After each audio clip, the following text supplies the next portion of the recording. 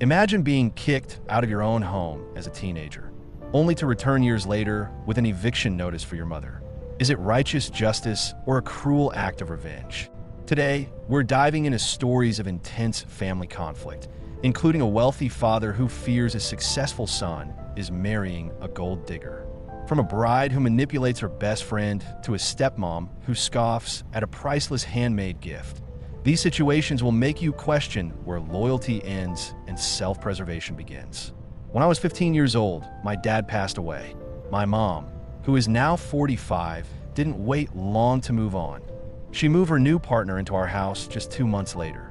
My dad had left his entire estate to me, and not a single dime to her. They were never married. His will was so ironclad that she couldn't challenge it, though she certainly tried. She even asked me to sign over one of my properties to her, just to show her new partner that he was welcomed. Even if I had wanted to, I couldn't. My dad's will clearly stated that I had to be 21 to access anything he left me. This new guy had his own kids, who are now 18 and 19, and my mom began to prioritize them over me just to keep him happy. I mean, she wasn't a terrible parent or neglectful, but she definitely favored them. They would go on family trips, and while she wouldn't explicitly tell me not to come, she'd say things like, "Wouldn't you rather go to your grandparents' house?" I'm not stupid. I knew she didn't want me there. When I turned 17, she asked me to leave my own house. The reason?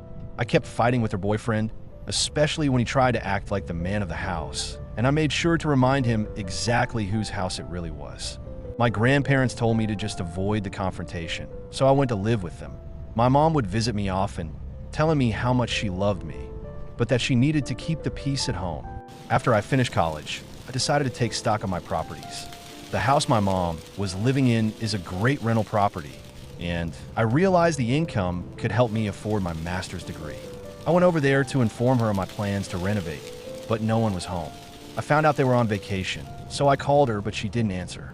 So I went ahead and changed the locks to officially take possession of the property. They arrived back yesterday and of course couldn't get in. They called me, but I was out of town. I went over today because the renovation work is set to start in a few weeks. I was in the backyard when my mom came storming in, furious, yelling about how I could dare to do such a thing. We talked, and I told them they had 2 weeks to leave. Her husband, who is unemployed, self-employed, was furious. My mom and her stepdaughter then started crying, revealing that the girl was pregnant. I'm sorry to hear that, but my mind is made up. My mom's side of the family is now shaming me for my decision. I should add, I own the house free and clear, and I'm the one who has been paying the property taxes on it every single year. My mom called me today, saying we could talk. But I'd like to know, am I the idiot here? You're not the idiot. You were kicked out of your own house as a teenager and made a second priority to your mom's new family. Now, as an adult, you're just doing what you couldn't do then. Just make sure you're doing everything by the book legally, so they can't make this any harder for you. Honestly, it sounds like your father knew exactly what he was doing when he left you everything. And even if your stepsister is pregnant, she and the rest of them are not your responsibility. You were charitable enough to let them live there until you were 23.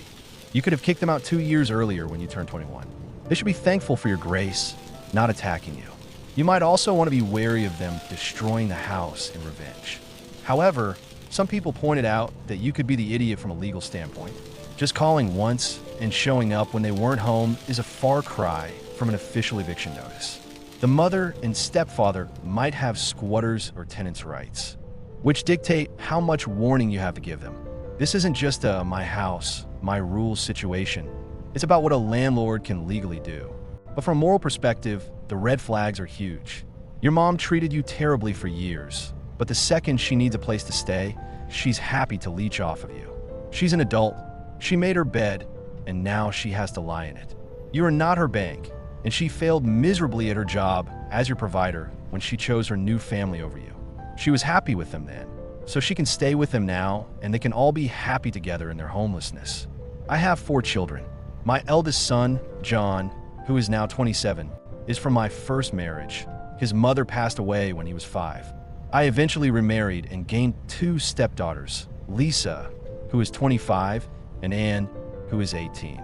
My second wife and I also had a son together, Mike, who is now a young teenager. My wife and I have always made sure to give our children comfortable lives. When John and Lisa graduated from university, we gifted each of them a condo unit, and we plan to do the same for Anne and Mike when they graduate. They also each have a trust fund that will be released to them when they turn 30. I'm incredibly proud of my kids. John and Lisa graduated from top universities. John has a high-paying job as an engineer, while Lisa got her master's in business and started her own marketing firm. John recently got engaged to his girlfriend of 2 years, and they're planning to get married by the end of this year. She seems nice enough, but she doesn't earn nearly as much as he does.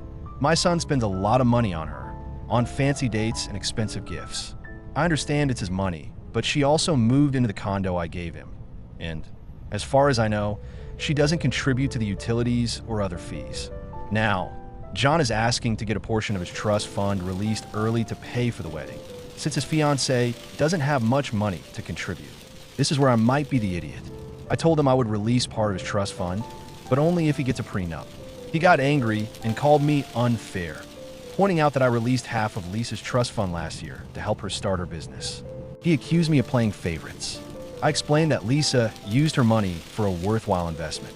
And while a wedding is worthwhile, I told him it doesn't seem safe to use his fund for a wedding to a girl who, in my opinion, doesn't bring much to the table. I said I just wanted him to have some security. He got even angrier and said I was implying his fiancée is a gold digger. So, am I the idiot? One person said, "You are the idiot. He's done everything you've expected of him, and now you're trying to force him into a prenup? If he loses his money, that's on him. Just make it clear you won't bail him out." Another added, "My husband comes from a wealthy family, and everyone call me a gold digger. We're happily married, and now I make more money than him. Making less money doesn't automatically make you a gold digger. It's obvious from the way you talk that you only care about money." But others disagreed, saying, "Not the idiot. Why should premarital assets, especially gifts from loved ones, become a joint asset after marriage? It makes no sense." I have an update. The next day, I had a long talk with my son. First, I apologized for my comment about his fiancée. It was demeaning and uncalled for. I asked about their living situation, and he admitted he pays for everything, bills, food, even a cleaner, and that she has never even offered to contribute. I told him I have nothing against him spoiling her, but he needs to be wiser with his money. I explained that I had prenups with both his mother and his stepmother, but he still refuses, claiming it might offend his fiancée, which, to me, is another red flag. So, I'm sticking to my decision. He can have his trust fund when he turns 30 as originally planned.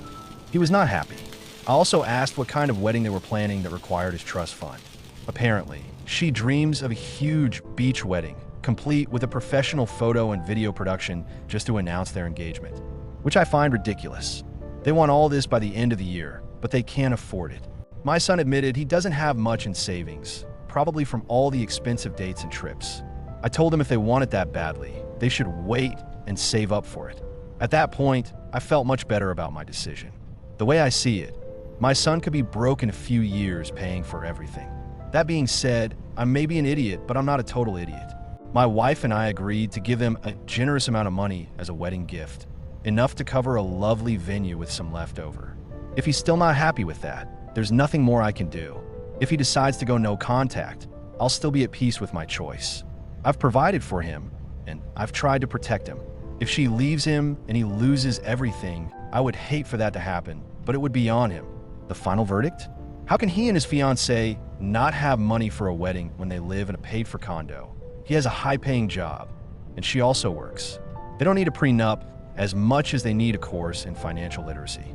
The fact that she doesn't pay her fair share is concerning. An independent adult pays their way, and marriage shouldn't change that. And if your son screws this up and you bail him out later, you won't be doing him any favors. My best friend got married last weekend. It was a destination wedding, and I was her maid of honor. I originally planned to have my kids stay with my in-laws, since I didn't want to exhaust them by dragging them to a destination wedding. But just a few weeks beforehand, my friend insisted that I bring the kids to the ceremony because she desperately wanted them to be her ring bearers. I explained that I couldn't just bring them for the ceremony, because that would mean hiring a babysitter for the reception, which I couldn't afford. I was already paying for the destination bachelorette party, the destination wedding itself, my hair and makeup, the maid of honor dress, and a wedding gift. But she started begging and crying, going on about how much she loves my kids and how she would find a solution for the babysitter. I trusted her. Her wedding had already been canceled 4 times over the past 2 years, and I didn't want to add any more stress to her plate. So we all leave for the wedding, and at the last minute, I find out that the bride had completely forgotten to hire the babysitter, despite reassuring me multiple times not to worry about it. This meant my husband had to skip the reception and take the kids back to the hotel right after the meal. So while everyone else was enjoying the party with their partners, I was all alone, feeling like a third wheel. My best friend just told me to cheer up and that it wasn't a big deal. After we got back, the other bridesmaids told me they felt so sorry for me and that I was right to be upset. They were also mad about how the bride had guilt-tripped all of us over the amount of money we had to spend, knowing our financial situations. This week, I met up with my best friend for coffee, and she asked for my honest opinion about everything, telling me not to sugarcoat it. So I told her the truth. I said I was mad that she had promised to handle one simple thing for me and then failed, especially after all the bridesmaids had bent over backwards to make everything perfect for her despite our own hardships.